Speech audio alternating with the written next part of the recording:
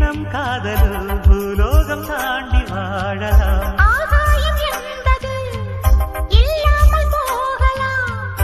ஆனால் நம் நேசமே ஆகாயம் தாண்டி வாழலாம். கண்ணீரில் ஈரமாகி கரையாச்சு காதலே, கரை மாற்றி நாமும் வெல்ல கரையேற வேண்டுமே. நாளை வரும் காலம் நம்ம